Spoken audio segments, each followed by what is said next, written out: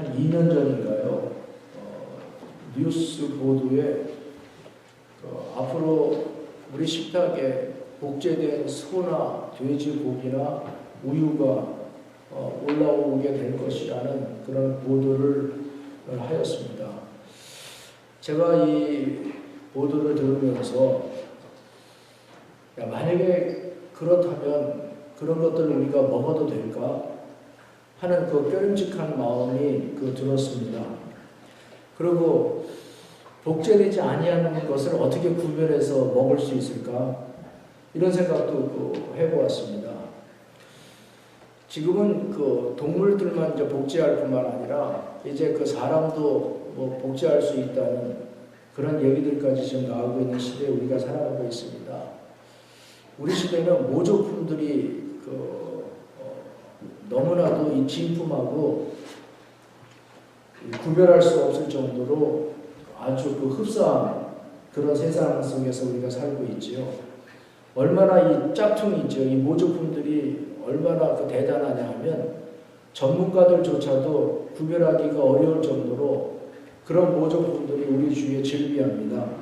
그러나 여러분, 이 짝퉁이 아무리 이 진품하고 유사하고 구별할 수 없다 할 정도로 그렇게 비슷하다 한다 하더라도 진품과 이 모조품은 그 가치는 비교할 수가 없습니다. 미국 사람들을 대상으로 해서 그리고 이 교회 다니는 사람들을 대상으로 해서요 물어봅니다. 당신이 그리스찬입니까? 라고 물어보면요 거의 대부분의 많은 사람들이 자기들은 그리스찬이라고 대답을 합니다. 그런데 심각한 것은 그렇게 대답하는 수많은 사람들 중에서도 그리스찬이 아닌 사람들이 많이 있다는 얘기입니다. 그런데 본인들은 자신들은 그리스찬이라고 생각을 하는데 여기에 심각함이 있습니다. 사람들은 남을 긍휼히도 여겨요. 그리고 선한 일도 합니다. 선한 마음도 가지고 있어요. 그러나 우리는 그들을 그리스찬이라고 이야기할 수가 없습니다. 왜 그러냐면 그리스찬의 열매가 없기 때문에 그렇습니다. 마태복음 7장에 보게 되면 예수님께서 이 세상을 심판하실 때의 그 장면, 그 비유가 나오고 있습니다. 우리는 그 장면을 보면서 우리 자신의 신앙을 돌아봐야 됩니다. 그곳에 가면 예수 앞에 서는 사람들이 자기는 분명히 그리스찬이라고 생각을 합니다. 그리고 자기는 예수님을 안다고 그렇게 생각을 합니다. 그런데 예수님께서는 나는 내가 누군지 알지 못한다 하신다는 것입니다. 여러분, 그리스찬에게는 명목상의 그리스찬이 있고 실질적인 그리스찬이 있습니다. 오늘날 선교학자들이 조사를 해봤어요. 선교학자들이 말하기를 세계 인구의 30% 정도가 기독교인이라고 합니다. 교회를 다닌다고 해요. 세계 인구에. 그런데 이 30% 중에서 구원받는 사람은 5%에 불과하다고 합니다. 제가 여러분에게 말씀드리는 것이 이 세상의 사람들 중에서를 이야기하는 것이 아니라 30%가 기독교인이라고 얘기를 하는데 그 중에서 5%만이 실질적인 그리스도인이라는 얘기입니다. 여러분, 이것은 우리가 심각하게 생각하면서 우리가 짚고 넘어가야 될 일입니다. 제가 언젠가 여러분에게 말씀을 드릴 때에 99%의 그리스찬은 그리스찬이 아니라고 말씀드렸습니다. 99%의 그리스찬은 아주 그리스도인하고 정말로 구별할 수 없는 흡사한 그런 사람입니다. 그러나 그는 그리스찬이 아닙니다.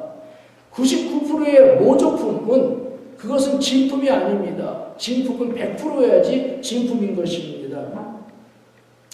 마지막 우리가 하나님의 심판대에 서게 될 때에 내가 그리스도인의 모습을 갖고 있느냐가 중요한 것이 아니라 주님이 우리에게 물어보시는 것은 내가 정말 그리스도인이냐, 이것이 중요하다는 것입니다.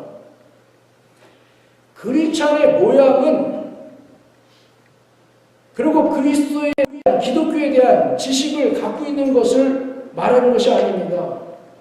크리스찬은 거듭나는 것이며 변화되는 것입니다. 오랫동안 교회를 다녔던 어떠한 여자가 오랫동안 교회를 다녔지만 거듭나지는 못했어요. 그러다가 그가 어느 순간에 하나님의 은혜로 인하여서 거듭나게 되었습니다. 그 여자가 이렇게 고백을 합니다. 나는 그리스도를 만났어요. 전에는 내가 그리스도에 관하여 알았지만 이제는 내가 그리스도를 알아요. 여러분, 그리스도에 관하여 아는 거하고 그리스도를 아는 거하고 다른 것입니다. 내가 오바마 대통령에 대하여 아는 거하고 내가 오바마 대통령을 아는 거하고는 다른 것이에요. 그런데 너무나도 많은 크리스찬이라는 사람들이 그리스도에 관하여 아는 것을 자기가 그리스도를 아는 것으로서 미혹을 받고 있다는 얘기입니다. 잘못을 받고 있다는 얘기예요.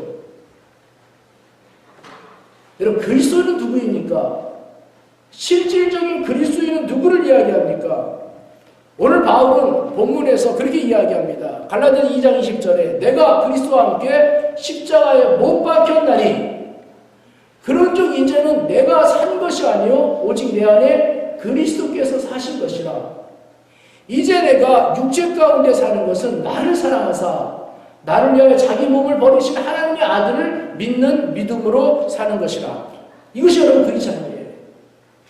그리스찬은 헬라어로 이야기하기를 크리스티아노스다라고 얘기를 합니다.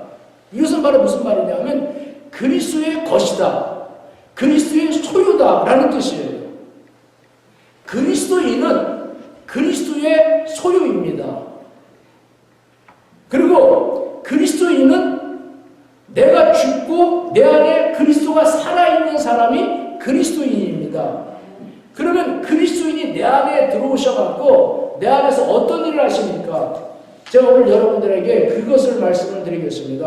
그것을 통하여서 오늘 여러분들이 나는 명목상의 크리스찬인가 아니면 나는 실질적인 크리스찬인가를 한번 돌아보라는 얘기입니다. 첫 번째로 그리스도인은 내 안에서 무슨 일을 하고 계시냐면 나를 정결하게 하십니다. 존 포엘이라는 사람이 쓴 책, 내 안에 하나님이 있다 라는 그 책에서 그는 이렇게 얘기합니다. 크리스찬이 된다는 것은 시작에 불과하다. 그 이유는 신앙이 살아있는 관계이며 살아있는 것은 모두 성장하기 때문이다. 무슨 말이냐면요, 그리스도인이 된다는 얘기는 그리스도인이라는 말은 내가 지금 그리스도인이 되어가고 있다는 그런 얘기입니다. 이것은 바로 뭐예요? 변화의 과정이며 성장의 과정이라는 얘기죠. 여러분, 신앙은 단순한 지식이 아닙니다. 신앙은 성경에 대한 그런 지식이 아닙니다. 이것은 바로 죽어 있는 것입니다. 그런 지식은 성장도 없고 변화도 없습니다. 신앙은 삶이에요. 신앙은 변화입니다. 신앙은 변화되는 성장을 일으키는 능력이라는 얘기입니다. 성경은 신앙의 이런 변화에 대해서 뭐라고 얘기하냐면요, 히브리서 기자는 젖 먹는 아이가 단단한 음식을 먹는 성인으로 변화되는 것. 그 다음에 바울은 이야기하기를 내 속에 있는 죄와의 싸움에서 그것에서 해방이 되면서 하나님의 사랑에 대한 확신을 갖게 되는 것. 그리고 요한일서에는 거듭남에서 성결로 변화되는 것, 거룩함으로 변화되는 것. 이것이 바로 뭐라고요? 신앙이다라고 그렇게 이야기하였습니다. 여러분들은 그리스도를 믿는 그리스도인이라고 여러분들은 생각합니다. 그러면 여러분들은 어떠한 삶을 신앙을 통하여서 지금 경험하고 있습니까? 어떠한 변화를 여러분들은 경험하고 있습니까? 첫 번째로요, 그리스도인은 어떤 경험이 있어야 되냐면 내 안에서 죄에 대한 갈등을 가져야 됩니다. 구원받은 사람은 죄 문제로 고민을 합니다. 어떤 사람은 이렇게 이야기합니다. 내가 그리스도를 믿음으로 죄 용서함을 받았기 때문에 다시는 죄 때문에 고민할 필요가 없다라고 그렇게 이야기를 합니다. 여기서 우리가 이 사람이 어떤 입장에서 그렇게 얘기하는가를 우리가 한번 짚어봐야 돼요. 죄 문제 때문에 고민할 필요가 없다. 만약에 말입니다. 우리는 하나님의 형벌을 받아요. 뭐 때문에 형벌을 받습니까? 죄 때문에 형벌을 받습니다. 그러나 내가 그리스도인이 되게 되잖아요. 그러면 죄에 대한 형벌에서 우리가 자유롭게 됩니다. 그래서 고민하지 않는 것이, 전에는 죄에 대한 형벌 때문에 고민하였지만은, 그러나 예수 그리스도를 통해서 죄에 대한 형벌에서 우리가 자유롭기 때문에 우리가 고민하지 않는다는 것은 그 죄로 인하여서 오는 형벌에 대한 두려움에서 자유롭다는 것이지요. 이거에서 자유롭다는 것이 우리가 죄에서 자유롭다는 얘기는 아니에요. 어떤 사람은요, 예수님을 통해서 내가 죄의 문제를 해결했기 때문에 나는 이제 괜찮다라고 그렇게 생각하는 사람들이 있어요. 나는 어떠한 죄를 좀 범하더라도 나는 괜찮다라고 생각하는 사람들이 있습니다. 왜 그럽니까? 나는 믿음으로 구원받았기 때문에 그렇다는 것이에요. 이런 사람들은 도덕 폐결론자가 됩니다. 여러분, 이런 사람들에게 있어갖고 죄 문제에 대해서 고민하지 말라는 얘기는 아니에요. 여러분, 내가 거듭나잖아요. 내 안에 그리스도가 계시면 우리가 고민이 생깁니다. 죄 문제 때문에 고민이 생기는데 어떤 고민이 생기냐 하면, 거듭난다는 것은 바로 무엇이에요? 하나님으로 태어나는 것이에요. 하나님의 자녀로 새롭게 태어나는 것이에요. 그러면 하나님의 자녀는 하나님의 거룩함을 닮고자 하는 거룩한 열망이 생기게 됩니다. 구원받은 사람, 그 안에 그리스도가 있는 사람은 어떤 그런 고민이 있느냐 하면, 하나님을 닮고자 하는데 생기는 것, 거기서 오는 그런 고민을 갖게 된다는 것이에요. 내가 살인이나 간음이나 도둑질이나 거짓말, 이런 고의적인 죄를 인하여서 고민하는 것이 아니에요. 이제 거듭난 사람이 고민하는 것은 내 마음속에 있는 은밀한 죄 때문에 고민하는 것입니다. 거듭난 그리스도의 증거는 공공연한 죄뿐만 아니라 이제는 내 속에 있는, 내 개인만이 알고 있는 그 죄로부터 벗어나고 싶어하는 거룩한 열망이 그 마음속에서 생기기 마련입니다. 바울은 이런 얘기를 합니다. 그러면 하나님의 은혜를 더 받으려고 계속 죄를 지어야겠습니까? 결코 그럴 수 없습니다. 이미 죄에 대해 죽은 우리가 어떻게 죄 가운데 살 수 있겠습니까? 로마서 6장에 그렇게 얘기했고요. 그 다음에 또 말하기를, 여러분은 몸의 어느 한 부분이라도 죄의 도구가 되게 해서는 안 됩니다. 오히려 죽은 사람 가운데서 다시 살아난 사람처럼 여러분 자신을 하나님께 바치고 여러분의 몸을 하나님의 의의 도구로 드리십시오 라고 이야기했어요. 다시 말씀드리지만요, 거듭난 그리스도인들은 그 마음속에서 죄로 인한 갈등을 갖게 됩니다. 여러분, 죄가 어디에서 시작이 됩니까? 우리 삶에서요? 여러분, 죄하고 상관없는 삶을 살기 때문에 그런 거 못 느껴봐요. 죄의 시작은 어디서 시작이 되냐? 마음에서 시작이 돼요. 마음의 탐욕이 부정과 도둑질을 하게 만들고요. 마음의 분노와 미움이 살인을 하게 만듭니다. 마음의 음란이 간음을 하게 합니다. 인간의 마음은 모든 악의 근원입니다. 그래서 예수님께서 뭐라고 말씀하셨어요? 마음에서 나오는 것이 너희를 더럽게 한다라고 그렇게 말씀하셨단 말이에요. 독사의 알을 내가 딱 품고 있잖아요. 그러면 나중에 뭐가 나옵니까? 독사가 나와요. 네. 그럼 마음에 죄를 품고 있으면요, 거기서 있는 것이 아니라 이것이 뭐로 나옵니까? 죄의 열매로 나타나게 됩니다. 이 죄는 우리 몸의 종기나 이렇게 부스러운 것 같아요.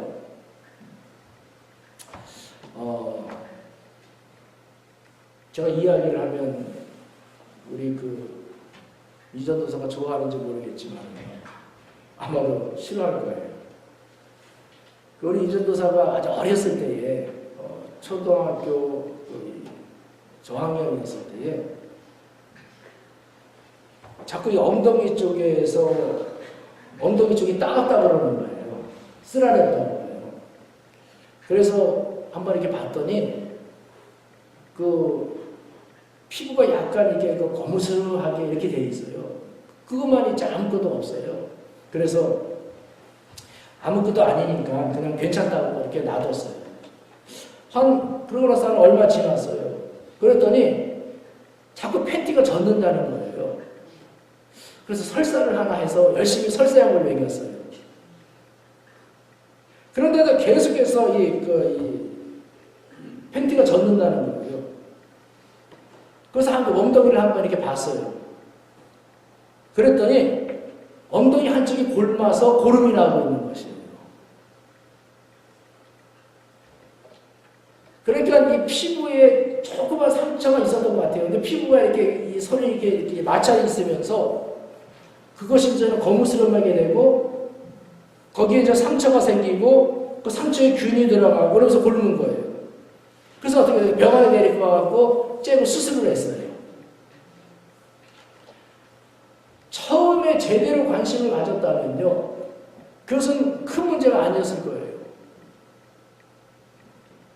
여러분, 죄라는 것이 그래요. 처음에는 속에 감춰져 있어요. 아무것도 아닌 것처럼 그렇게 있습니다. 그런데 죄는 반드시 밖으로 드러납니다.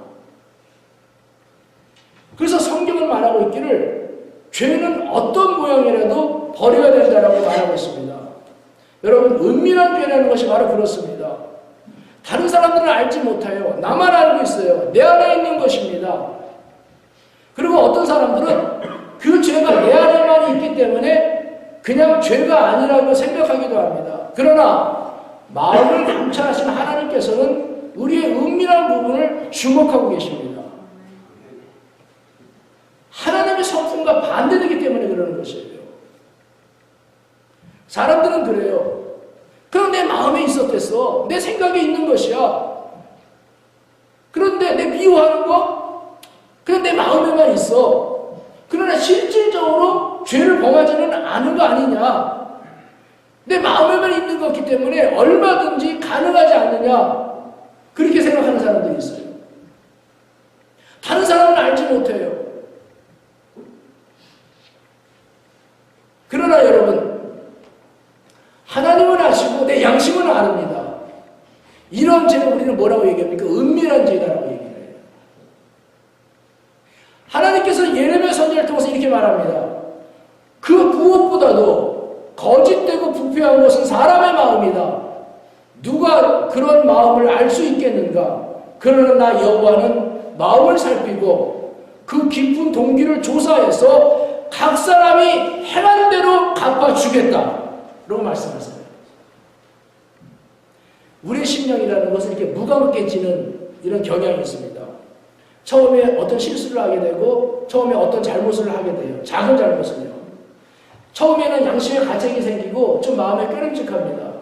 그런데요, 이것이 이렇게 자꾸 이렇게 반복이 되잖아요. 그럼 나중에는 어떻게 됩니까? 그것에 대해서 감각이 없어져 버려요. 그리고 그것이 나중에는 더 크게 행동으로 나타나게 되고 그것이 반복이 되면서 그 양심의 가책이 있던 것이 나중에는 양심이 완악해져 갖고 가책도 못 느끼게 되고 부패해져 버리게 됩니다. 이것이 바로 여러분 우리들의 본성이에요. 그리고 우리들의 본성이라는 것은 죄를 은폐하려고 하고 감추려고 하는 경향이 있습니다. 그러나 우리 주님께서 사람의 마음속에 들어오시잖아요. 그러면 우리의 죄가 어떤 것인지 비추기 시작합니다. 어둠 가운데에 빛이 비춰지게 되잖아요. 그러면 그 어둠 가운데 있는 것들이 드러나게 되는 거예요.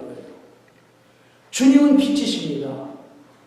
그래서 주님이 내 안에 있는 사람은 그 빛이 내 안을 비추기 때문에 내 안에 있는 어두운 것들이 드러나게 되는 것이에요. 이런 바울이 뭐라고 얘기했습니까? 바울은 자기는 율법으로 흠이 없는 자라고 이야기하고 있어요. 바울은 모든 사람들보다 자기가 더 열심이었다는 사람이었다고 얘기합니다. 바울은 그 마음속에 그리스도가 없었댔어요. 그런데 그가 그리스도를 만나고 나서 그리스도의 빛이 그 안에 비춰지기 시작했어요. 바울이 고백했던 유명한 고백이 어떤 것인지 아십니까? 나는 죄인의 바로 괴수였습니다라고 합니다. 나는 죄인 중에 죄인이었고 그냥 죄인이 아니라 나는 바로 그 죄인들의 괴수였습니다라고 고백합니다. 이것이 바로 그리스도의 빛이 그 마음속에서 비추게 될 때 일어나는 현상이라는 얘기입니다. 그래서 거듭난 그리스도인, 그리스도께서 그 안에 있는 사람은 그 마음속에서 죄 때문에 마음에 갈등을 하게 된다는 겁니다. 이것은 바로 하나님으로부터 형벌을 받느냐 안 받느냐 그런 갈등이 아니라 바로 내가 거룩하신 나의 아버지 하나님을 닮아야 되는데 어디서 오는 그런 고민이라는 얘기예요. 그 다음에 두 번째로요. 내 안에 계신 그리스도는 나에게 능력을 주십니다. 거듭난 그리스도인은 하나님을 닮고자 하는 그런 마음에 그런 그 소망이 생겨요. 그리고 하나님을 어떻게 하면 내가 기쁘게 할 수 있을까 하는 그런 마음에 열망을 갖게 됩니다. 이것은 바로 내 마음속에서 그냥 일어나는 것이에요. 그러나 내 마음은 원해요. 그런데 여러분 어떻습니까? 내 육체가 따라옵니까? 안 따라와요. 내 마음은 그러는데 안 돼요. 기도도 열심히 하고 싶은데 참 그러지 못할 때가 있어요. 내가 전도도 막 하고 싶은 마음이 내 마음속에서 막 일어나 전도를 해야겠다는 마음이요. 그런데 부끄럽기도 하고 그 다음에 여러 가지 일 때문에 그렇게 할 자신이 없어요. 말씀에 더 완전하게 순종하고 싶은데 그러지 못해요. 그러면서 우리가 뭐를 깨닫게 됩니까? 아, 내가 정말로 연약하구나. 내가 정말로 무력한 존재구나 하는 것을 깨닫게 됩니다. 이것은요, 어떤 사람만이 앉을 수 있느냐 하면 하나님을 닮고자 하는, 하나님을 기쁘게 하고자 하는 그런 열망을 가진 사람만이 자기의 연약함을, 자기의 무력함을 알 수가 있어요. 그리스도께서 그 안에 있는 사람은 자기의 무력함과 연약함을 알게 해준다는 것이에요. 사람들은 어떻게 생각하냐면 자기는 모든 것을 할 수 있다고 그렇게 생각합니다. 그래서 어떤 사람에게 그 교회를 다니라고 이렇게 얘기를 하잖아요. 그러면 이 사람은 자기는 기독교를 싫어한대요. 그래서 왜 싫어하냐고 물어봤어요. 그랬더니 이 기독교인들은 맨날 하나님 하는 거지. 하나님 뭐를 주십시오. 하나님 도와주십시오. 아마 그런 것들이 싫대요. 맨날 그냥 이렇게 거지 근성이 있다고 해가고요. 그래서 자기는 이 기독교가 싫다는 것이에요. 그래서 교회 나가기 싫다고 그래요. 여러분, 이것은 교만입니다. 이것은 죄예요. 그럼 이 세상을 살아가면서 내가 할 수 있는 것이 얼마나 있습니까? 여러분, 우리가 한 것이 뭐가 있습니까? 우리가 공기를 만들었어요? 우리가 물을 만들었어요? 인간이 과학을 통해서 모든 것을 할 수 있다고 그렇게 자랑을 합니다. 여러분, 과학이 뭡니까? 과학은 발견하는 거예요. 창조하고 과학은 다릅니다. 창조는 없는 것에서 유를 만드는, 무에서 유를 만드는 것이 창조예요. 과학은요, 있는 것을 있게 하는 것이 과학이에요. 과학은 이미 기존에 있는 거, 존재하고 있는 거, 그러나 감춰져 있어요. 그것을 발견해갖고 그것을 새롭게 이렇게 만드는 것이 바로 이 과학이라는 얘기예요. 그렇기 때문에 과학이라는 것도 바로 뭐냐면 기존에 있었던 것, 그것을 이용하는 것에 불과하다는 것입니다. 여러분, 인간은 수동적인 존재예요. 인간이 모든 것을 할 수 있는 능동적인 것 같습니까? 그러나 아까도 말했듯이 인간은 사실은 이미 돼 있는 것을 이루어 놓았던 것을 활용하는 그런 것 존재에 불과하다는 얘기입니다. 신앙이 마찬가지입니다. 구원도 마찬가지예요. 신앙이 무엇이에요? 하나님께서 예수 그리스도를 통하여서 해놓은 것을 우리는 어떻게 하는 거예요? 받아들이는 것이 신앙인 것이에요. 이것이 구원인 것입니다. 내가 하나님을 위해서 무엇인가를 하는 것이 구원이 아니에요. 우리가 무엇인가를 내가 할 수 있다고 그런 생각을 버리지 않는 한 그 사람은 스스로 어리석음의 덫에 빠져버리는 것입니다. 스티븐 하퍼라는 사람이 쓴 성령과 동행하라는 그런 책이 있어요. 그 책을 보게 되면 이런 비유가 나와 있습니다. 어떤 방이 많은 이 집이 있습니다. 그런데 이 집은 우리들을 이야기하는 것이고, 우리 이 방들은 우리 안에 있는 삶의 여러 가지 이제 영역들이에요. 예수님께서 그 집에 방문하였어요. 그랬더니 어떤 방은 지식에 관한 방이고, 어떤 방은 경제에 관한 것이고, 어떤 것은 뭐 비즈니스에 관한 것이고, 어떤 것은 내 친구 관계에 관한 거, 어떤 건 내 가족에 관한 거, 이와 같이 그 마음에 이제는 그 방들이 이제 여러 가지가 이렇게 있는 거예요. 그리스도께서 그 방들 중에서 작업하는 방에 들어가셨어요. 그래서 그 주인에게 물어봤어요. 지금 무엇을 만들고 있느냐라고 물어봤더니 이 주인이 뭐라고 얘기했냐면, 자기가 지금 무엇인가를 만들고 있는데 자기가 너무나도 무력감을 지금 느끼고 있다, 경험하고 있다라고 대답을 했습니다. 그 말에 그리스도께서 이렇게 말씀하시는 겁니다. 그래? 그러면 내가 너를 도와줄게, 그러는 거예요. 그러면서 그리스도께서 이 사람의 손을 이렇게 잡아갖고 그 사람의 이제는 이 손을 인도하는 거예요. 그러면서 그 사람이 만들려고 하는 것에 이제는 그 손을 잡고 이게 만들어가는 것이에요. 그러자 놀랍고 새로운 것이 만들어졌다는 그런 이 비유가 그 책에 나와 있습니다. 이것이 무슨 말이냐 하면요,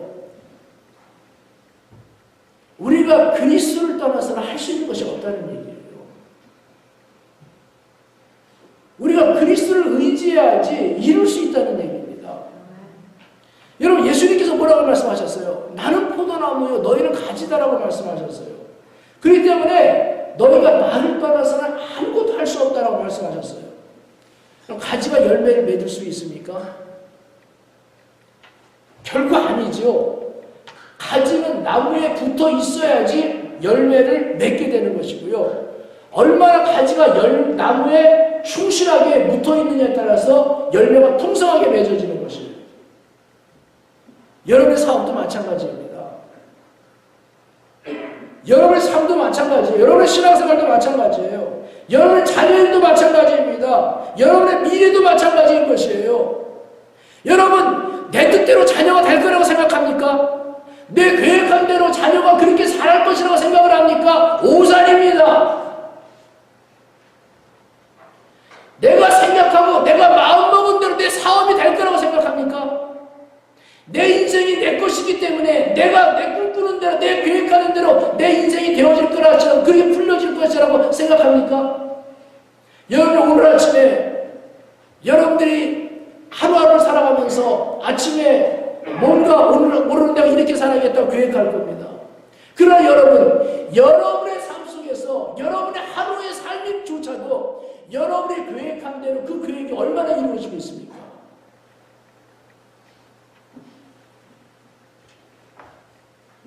우리 주님께서 내 삶을 붙잡아야 되는 것이에요.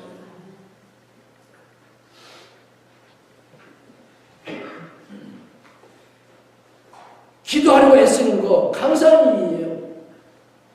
전도하려고 애쓰는 거 감사한 일입니다. 그러나 여러분, 내가 열심히 공부하려고 했는데 결과를 보면 아니지요. 내가 기도하려고 했는데 내가 마음먹은 대로 안 되지요.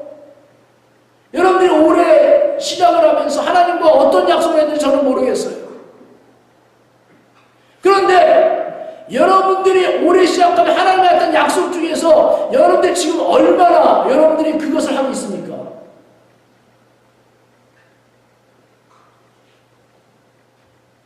때때로 내 자신이 이것밖에 되지 않는가?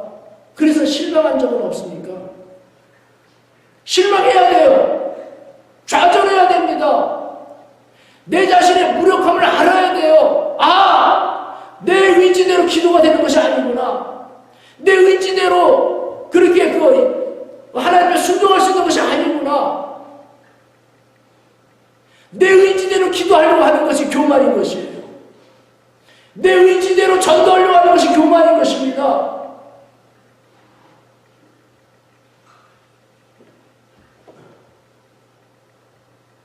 우리 하나님 앞에 힘을 구해야 되는 것입니다.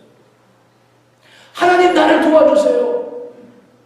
하나님 내가 기도할 수 있도록 도와주세요. 하나님 내가 하나님께 조금 더 순종할 수 있도록 더 도와주세요. 하나님의 능력을 구하는 것이라는 말입니다. 그래서 여러분 기도해야 되는 것이에요.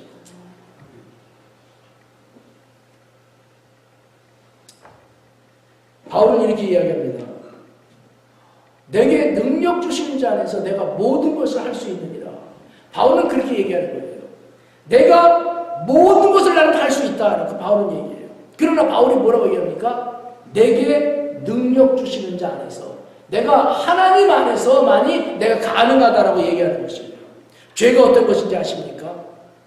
우리는 흔히 생각하기를 죄 그러면 뭐 도둑질하고 미워하고 그 다음에 살인하고 남을 속이고, 그러나 여러분 그것보다 더 근원적인 죄가 있어요. 그것이 바로 무엇이냐면 하나님 없이 내가 모든 것을 할 수 있다고 생각하는 것이, 그것이 바로 죄라는 얘기입니다.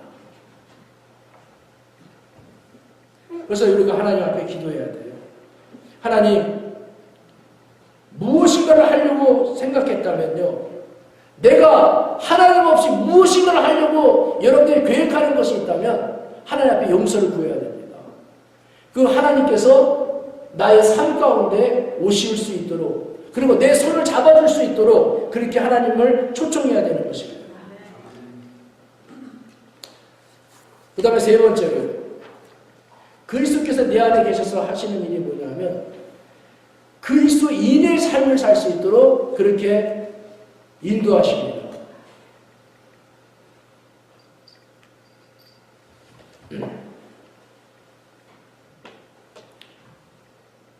따뜻하지요? 따뜻하니까 자꾸 눈꺼풀이 무거워요.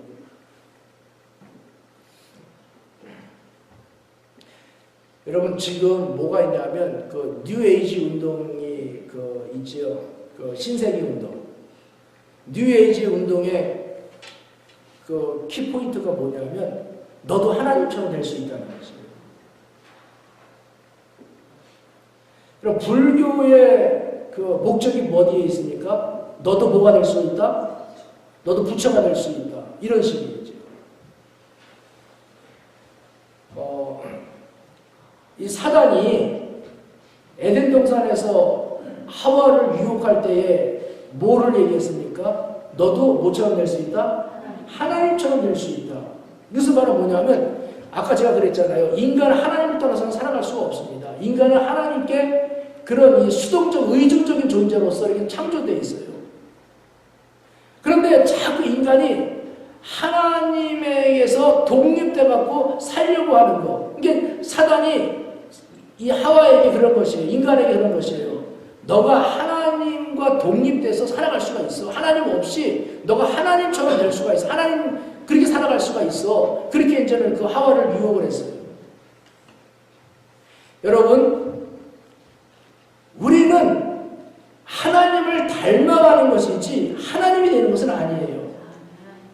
우리는 그리스도를 닮아가는 것이지 우리가 그리스도가 되는 것이 아니라는 얘기입니다.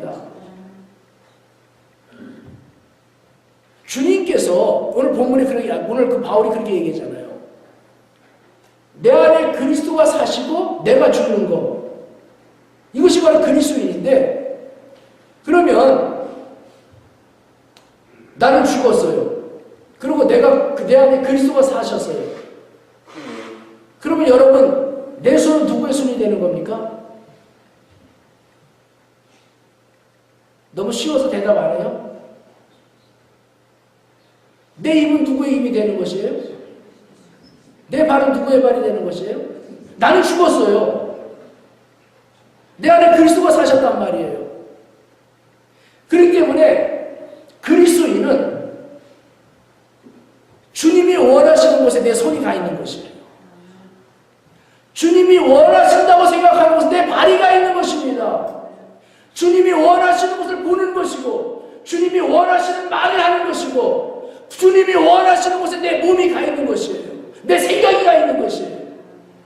이것이 바로 내가 죽고 그리스도가 내 안에서 살아있는 자입니다. 그리고 그리스도인은 그런 마음의 열망을 그 마음속에 갖게 된다는 얘기예요. 여러분, 십자가로 인해서 죽은 내가 원하는 대로 할 수 있습니까? 그래서 바울은 그런 얘기를 합니다. 너희 안에 이 마음을 품으라. 그리스도 예수의 마음이니. 그래서 우리는 성경을 보는 것이에요. 성경에서 그리스도가 무엇을 말씀하셨는가에 대해서 관심을 갖는 것입니다. 그리스도께서 어떻게 행하셨는가에 대해서 관심을 갖는 것입니다. 왜 그럽니까? 내 안에 그리스도가 계시기 때문에요. 내 안에 주님께서 원하시는 삶을 살고자 하는 열망이 내 마음속에 있기 때문에요. 주님께서 어떻게 사셨는가가 성경에 나오기 때문에 성경을 그래서 가까이 하는 것입니다. 그리고 하나님께 기도하는 것이에요. 하나님, 내가 그러한 삶을 살 수 있도록 하나님 나에게 능력을 주십시오. 기도하는 것이에요.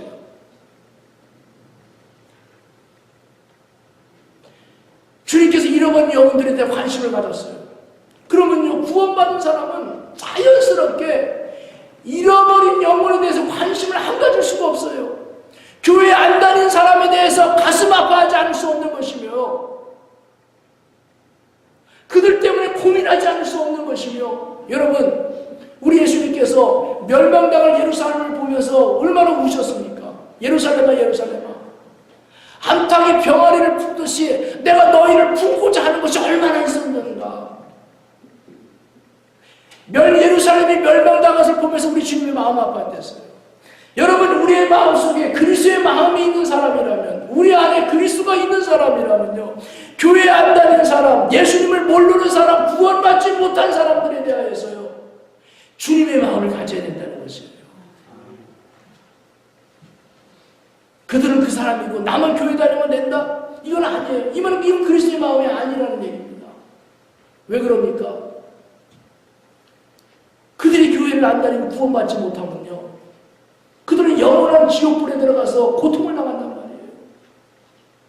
그것은 꺼지지도 않는 영원한 형벌인데 그곳에 가서 영원히 형벌을 받는단 말이에요. 주님께서 그것 때문에 이 땅에 오셨던 거예요. 주님께서 그것 때문에 마음 아파하셨댔어요. 주님의 마음을 갖고 있는 사람이에요. 잃어버린 영혼에 대해서 관심이 없다는 것은 말이 안 되는 얘기입니다. 주님의 마음을 갖고 있다는 사람이 가난한 자, 나보다 못한 자들, 이런 사람들에 대해서 관심이 없다는 것은 말이 안 되는 것이에요. 우리 주님께서는 누구의 친구였습니까? 그 당시 기득권자들의 친구는 아니었댔어요. 우리 주님은 창녀들의 친구였으며, 주님은 세리들의 친구였으며, 주님은 사회로부터 손가락질 받았던 사람들로부터의 친구였습니다. 예수님께서는 그들과 함께 하셨고, 그들과 같이 아픔을 나누셨고, 예수님께서는 나사로가 죽었을 때에 사람들이 슬퍼하셨을 때 그 마음에 슬퍼하셨습니다. 예수님께서는 부족한 자들의 필요를 채우셨습니다. 예수님께서는 병자들을 고치셨고 먹이셨습니다. 여러분, 주님께서 마지막 심판 때에서 뭐라고 말씀하셨습니까? 양과 염소를 가르듯이 의인과 악인을 가를 것이라고 말씀하셨습니다. 줄일 때에 먹을 것을 주었고, 목마를 때에 마시게 하였고, 나그네 되었을 때 영접하였고 벗었을 때에 옷을 입혀주었고 병들었을 때에 돌봐주었고 목에 갇혔을 때에 돌아본 사람을 구별할 것이라고 주님은 말씀하셨습니다. 그리고 그들에게 그렇게 말씀하십니다. 지극히 작은 자 하나에게 한 것이 내게 한 것이다. 그리고 그렇게 행하지 않는 자들에게 말씀하실 것입니다. 지극히 작은 자 하나에게 행하지 않냐는 그것이 바로 내게 하지 않냐 그것입니다. 이것을 행했기 때문에 그들이 구원받았다는 얘기는 아니에요. 구원받은 사람은 그 안에 그리스도가 계시기 때문에 그리스도가 원하시는 것을 열매로 나타난다는 것입니다. 사람은요, 잘난 사람하고는 같이 해요. 뭔가 자기에게 이익이 되고자 하는 사람에게는요, 굉장히 친절하고 가까이 합니다. 이 세상의 법칙이라는 것이 그래서 돈 있는 사람은 더 돈이 많아지게 되고 가난한 사람도 가난해지게 되고요. 잘난 사람은 주위에 많은 사람들이 있고 못난 사람은 주위에 친구도 없고 사람들로부터 조롱을 받아요. 그러나 예수님은 달랐어요. 예수님은 거꾸로 사셨습니다. 여러분, 우리의 눈을 고쳐야 돼요. 우리의 마음이 고쳐져야 됩니다. 베니힐 목사님 아시지요? 베니힐 목사님이 쓴 책 중에서 이것은 내가 그 제목은 참 마음에 안 들어요. 뭐냐면 부자가 되는 것이 하나님의 뜻입니다. 이건 아니에요. 근데 이 책은 근데 이제는 그분이 쓴 책 그 내용 중에서 아주 그 정말 감동적인 내용이 있어갖고 제가 여러분들에게 말씀을 드리려고 합니다. 여러분 원종수 본사 CD 누구 갖고 계세요? 누구 가지고 갔는데 그 다음에는 소식이 없네. 원종수 권사의 이 간증에도 보면 이런 얘기가 나오는데 그 책에 보면 그 단이라는 목사님이 계세요. 근데 이 단이라는 목사님이 경험한 이야기인데 이분이 그 어느 이 부활 주일날 하나님 앞에 이제 부활절을 보내고 나서 친구 목사님들하고 모여갖고 저녁에 이제 식사를 하기 위해서 식당에 갔어요. 식당에 가서 있는데 어떤 한 노인이 식당에 들어왔습니다. 부활절이기 때문에 사람들이 옷을 좀 더 이렇게 잘 입었댔어요.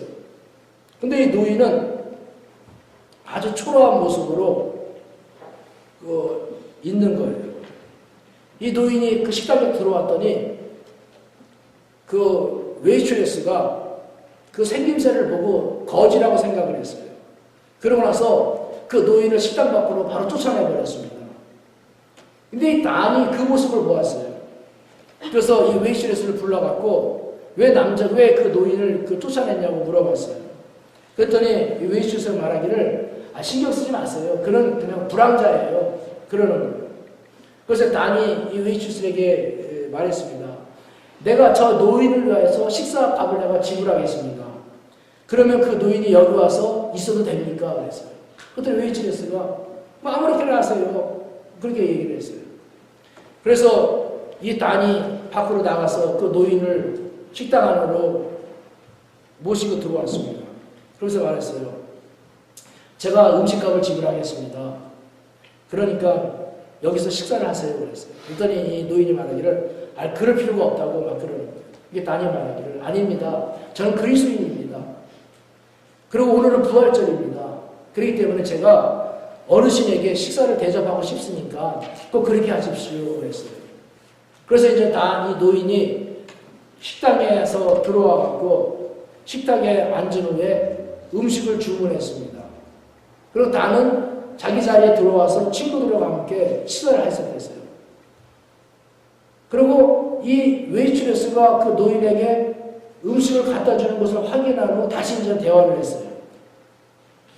몇 분 후에 노인이 이렇게 이 단이 그 친구들한테 어울리다가 노인이 식사를 제대로 하고 있는가 하고 쳐다봤어요. 근데 그 노인이 보이지 않는 거예요. 그래서 단이 그 웨이트레스를 불러갖고 이 노인 어디 갔냐?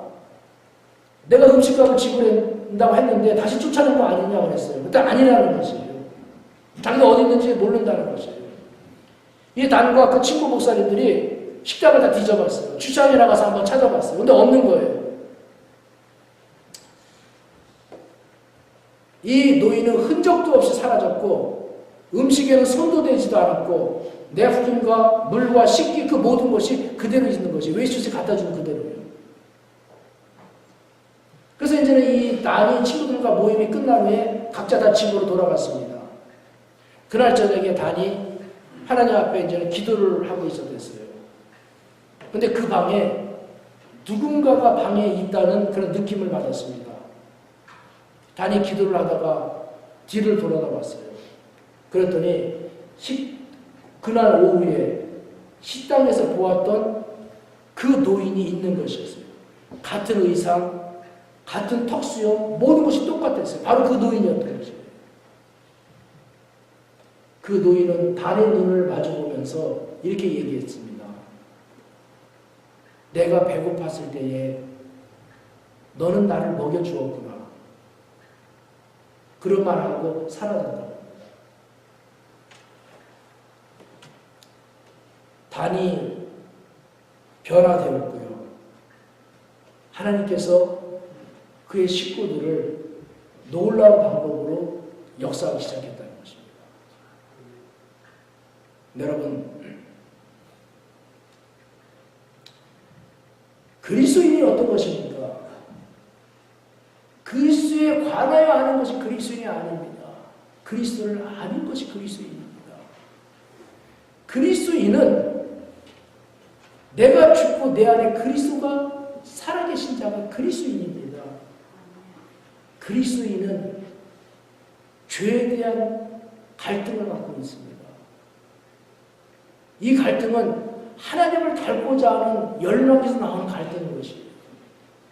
그리스도인은 내가 얼마나 하나님 앞에 살아가는 것이 연약한 존재고 무력한 존재라는 것을 압니다. 그래서 그는 하나님 앞에 기도하고 하나님의 도움을 구하고 하나님의 은혜를 구합니다. 그리고 내 안에 계시는 그리스도는 나에게 그리스도인의 삶을 살 수 있도록 나를 이끄시고 나에게 힘을 주십니다. 이것이 여러분 그리스도인입니다. 그래서 그리스도인은 변화되어야 되는 것입니다. 그래서 그리스도인은 성숙해져야 되는 것입니다. 그리스도인이 변화가 되지 아니하고 그리스도인이 똑같다면 그 사람은 그리스도인이 아닙니다. 그 사람 안에는 그리스도가 없는 것입니다. 여러분의 변화가 있습니까? 여러분의 변화되는 과정을 겪고 있어요? 여러분 자신이 여러분을 생각해보거나 다른 사람이 여러분을 볼 때나 이야기하기를 변화됐다고 이야기합니까? 내 안에 계신 그리스도는 그 일을 하시는 분이십니다. 여러분,